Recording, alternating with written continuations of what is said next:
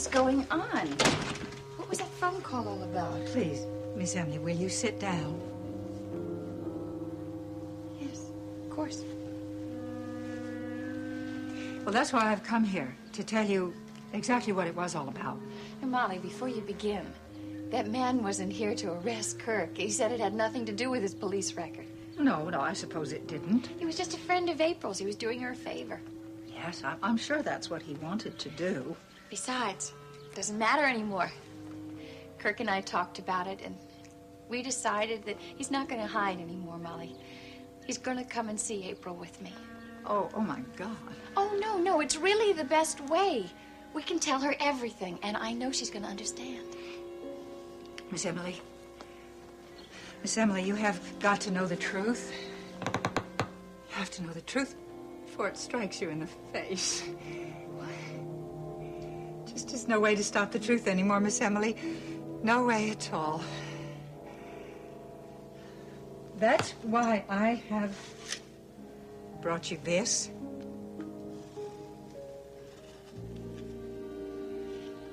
But it's Kirk with April. Yes, Miss Emily, that's who it is. This is not possible. Kirk doesn't even know it, April. Oh, Molly. It's true, Miss Emily. They know each other all right. They knew each other years ago. They were married. Before he came back to me. Now, please, you must get that idea out of your head. Kirk never came back. The man in this picture is not Kirk Michaels. No. You know who he is, Miss Emily. You've heard everyone speak about Mrs. Scott's husband.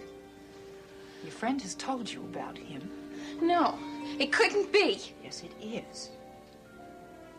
The man that you call Kirk Michaels is really Draper Scott.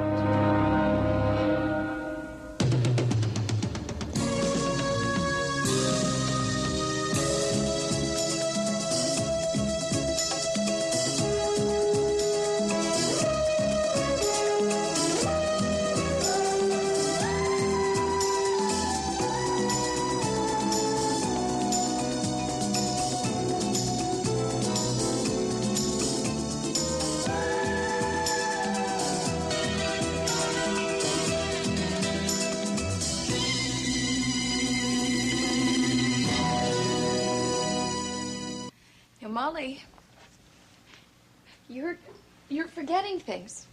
You're forgetting the fingerprints. Daddy went to the police, and he got a copy of Kirk's fingerprint record, and they match perfectly. He fooled you, Miss Emily. He fooled Draper Scott. He wanted to close a door in that young man's mind, a door he saw opening, threatening you. He showed me exactly how he did it. No. He regretted it, of course, because he knew it was only temporary and he couldn't keep up the masquerade forever. When you and he decided to move to Monticello permanently, your father decided that you had to know the truth. But, Molly, he never said a word to me. Not a word. Now, if he felt that way, then why didn't he? Oh, you mean he died before he could tell me? Yes. And I, foolishly, I took up the cause for him. Believe me, I thought it would be all right. That you could still be happy with your dream in your dream house. My dream house was their house. They lived here together. That's why Kirk was so drawn to this place. He just wanted to come home, Miss Emily. I know April Scott told you all about it. How her husband was accused of a crime he didn't commit. And that he was on his way to prison. And that terrible accident happened, train accident at Grand Falls. Oh, somehow, Draper Scott got away from the wreck. He walked nearly 2 miles till he reached our house. So he thought he was a fugitive. Yes. I guess so. Subconsciously, that's why he's so afraid of the law. But he was innocent all the time. And if it hadn't been for his illness and his amnesia, he would be a free man. A free man home with his wife and child. Oh, no, Molly, I can't stand this. I know, Miss Emily, but I don't know any other way to tell you. Molly, if you knew all this, how could you have taken that job with April? I didn't realize it was her. The first time I realized anything was the first day. This picture was by her bed. I took one look at it and I knew what had happened. That's when I called you to warn you not to work for Dr. Cavanaugh, a man who would know Draper Scott only too well. I'm sorry. It must have been a terrible secret to have to keep. It's a secret we just can't keep any more, Miss Emily. His family and his friends, they're all around you. All they have to do is just see him, just once. But Molly, what am I supposed to do? I'm just supposed to give him up? Just say, well, you're not married to me at all. You're married to another woman. Is there any other way?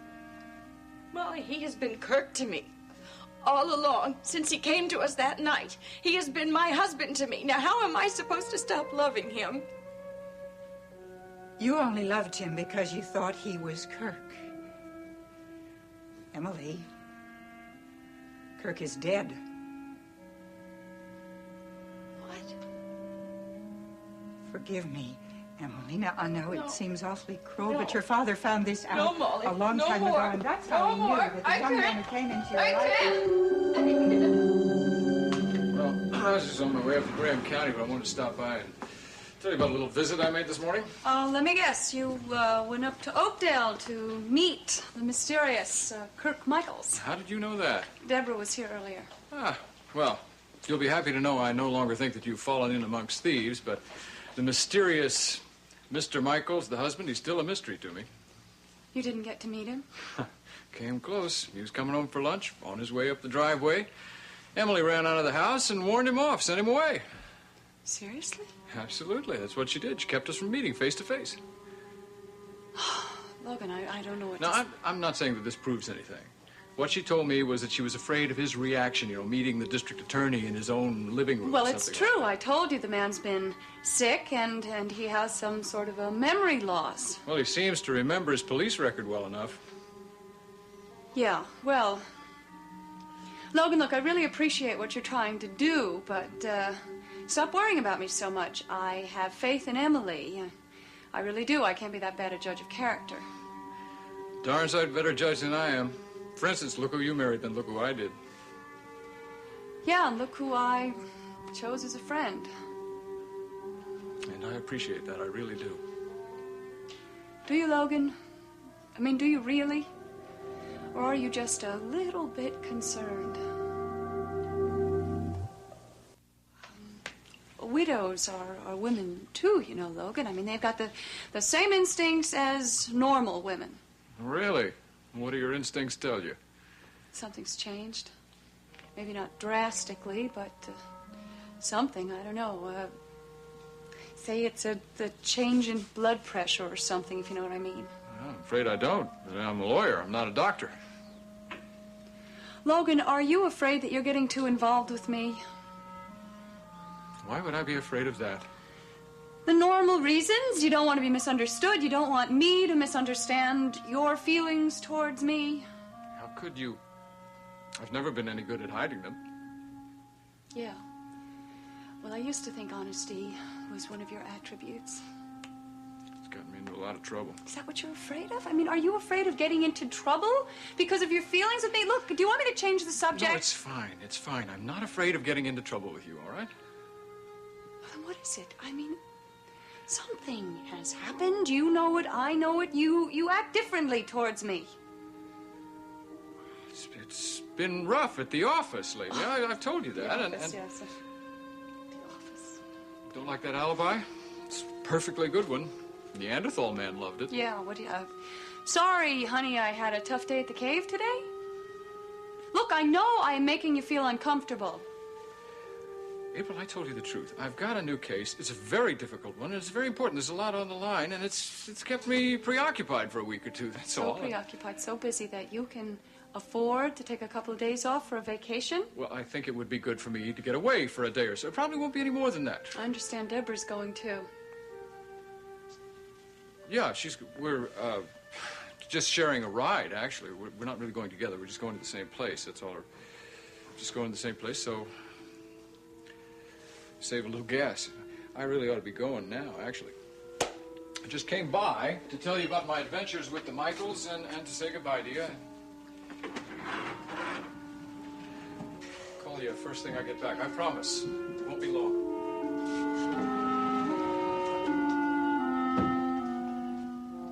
Well, I don't know, Red. It just seems to be a heck of a way to spend a week in July to me. I mean, following a trail that's ice cold and going around checking on things that nobody wants to even think about anymore. That's all I can think about, Calvin. And I want to find out what did happen to Draper. And I also want to find out who switched those handcuffs. Okay. Now, suppose you don't find out, huh? Then we don't find out. But at least we would have tried. Look, I know that is the right attitude to have, but it just, I don't know, it seems to me like a real shame to waste a week's vacation. Oh, look, I don't mind. I didn't really have any plans for the summer. Yeah, that's right. I guess Steve's going away did kind of spoil all that, huh? Well, look, anyway, at least you've got a good traveling companion. Logan's a nice guy, isn't he? Yeah, Logan's a nice guy.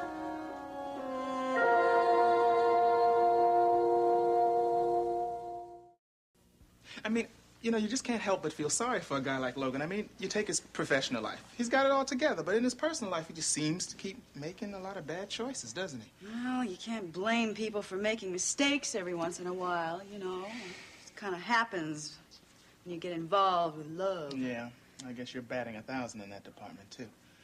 Wait, that was not supposed to come out like that. I'm sorry, I lost my head.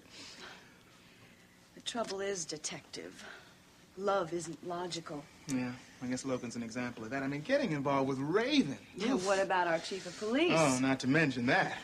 Look, I don't want to talk about Raven, okay? We talk about her enough as it is. Right. That topic just went to the bottom of my list. Is there anything I can do for you while you're out of town? Well, no, I don't think so. My caseload is pretty well organized. You can let me know if I get any important mail. Important mail? You mean like a letter from Steve? I'd settle for a postcard. Mr. Logan. I'll get it. You know, I don't understand how come he hasn't written to us. Hi, Logan. Is Deborah ready to go yet? Yeah, oh, just about. Oh, Here she hi, is. Logan. I just have to change my clothes. I'll be ready. Hey, Okay. I bet you got time for a beer. How about it? Sounds good to me. Okay. Can I help in any way? You want this put away? You done Oh, with yeah, I need to do that. Be careful, it's broken. it? Okay. One brew for you. Thank you, sir. Logan, April doesn't know what we're doing, does she? I don't think so. I hope she still thinks I'm just going away for a couple of days vacation. Then she hasn't heard about the autopsy or anything yet. No, not yet. No thanks to my wife, I might add. What do you mean by that? Raven knows about it. Well, how did that happen? I don't know. I could make a couple of guesses. I won't right now, but I could. What, do you think she's going to say anything to April? She was threatening to do exactly that till I Tell you what? talked her out of it. How did you do that? Well, I just did, that's all. Wait a minute. You talked Raven out of telling April about the autopsy? Now, she doesn't seem like the kind of person who would fall for that. Well, I made a bargain with her. What kind of a bargain? You don't give up, do you? All right, I promised her I wouldn't call April as a witness in a custody suit. You what? Come on, you got to be kidding. I'm not smiling, am I? It's going to be all right. I can get custody of Jamie without dragging April through that mess. It'll be all right. You'll see. It'll be fine. I'll take this down to the car for you, all right? Want me to wait for you down there? Please do. Thanks for the beer. 5, 6, 7, 8.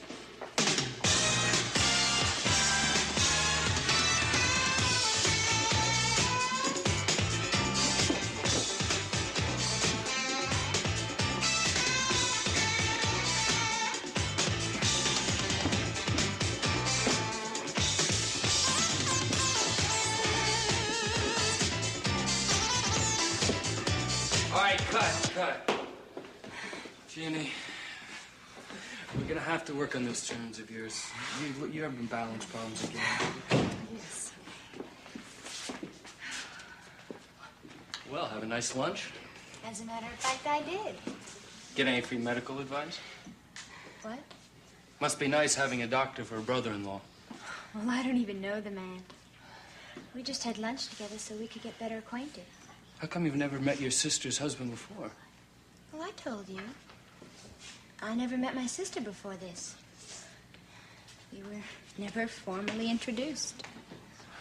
I get it. Because of different parents, right? That's right. Nicole and I share the same father. That's it. He never saw any reason to tell her I existed. So you told her. She asked me, so I told her. Well, maybe I can stop worrying about you so much. What do you mean? Well, you know what I mean.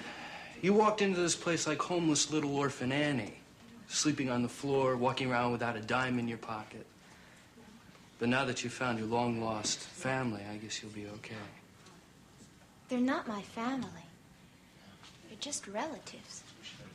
They're gonna help you out, aren't they? Who says I need any help? Well, pardon me for asking. Gavin, that was a stupid thing for me to say. About not needing any help. Especially since you've given me so much. I haven't given you so much. I gave you a place to sleep, a tip on a job. Well, just the same, I want you to know that I'm not going to be staying here much longer. I'm going out to look for an apartment tomorrow. What about the dance lessons?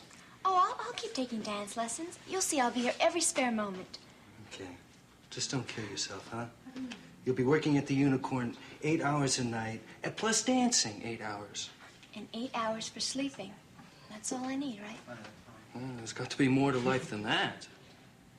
Yeah, but I can wait for the rest. Wait a minute. I don't want you working out after such a big lunch.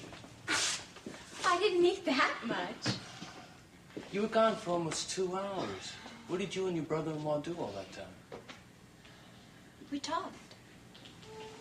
He's so easy to talk to. And to look at, for that matter.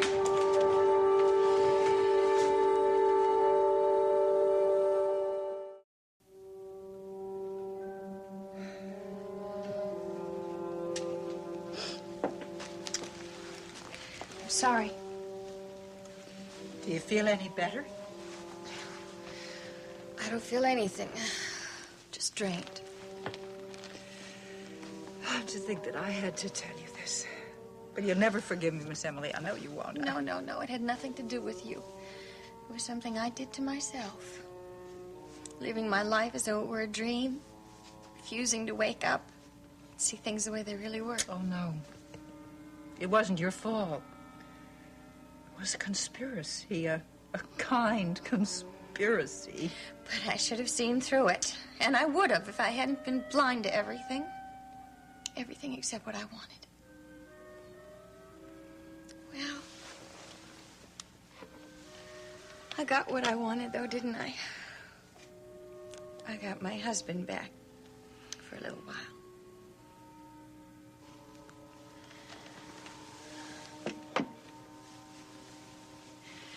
Daddy was sure about Kirk's death. He saw the death certificate. There was no mistake, Miss Emily. There were witnesses and a police investigation. Your husband was killed while he was committing a robbery. Oh, no. I'm so sorry. I know this is terribly painful. You know that every reason I've had for living has just been taken away from me? Oh, please, Miss Emily. Something has to be done. What? Something has to be done about the situation. It just can't be allowed to remain this way. She has to be told. Kirk has to know, too, but she should know first. Oh, please, Miss Emily, wait. No, Molly. She's his wife. She's mourned him for months. Doesn't April need to know that her husband is still alive?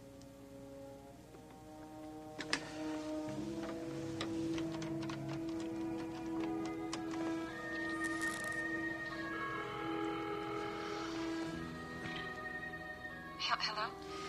April, hi, it's Emily.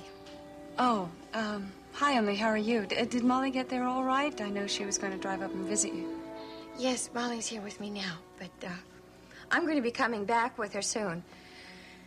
April, there's something really important I have to talk to you about. Is it all right? Of course it is. Sure. Good. Well, then we'll be there in a little while. Bye-bye. Bye.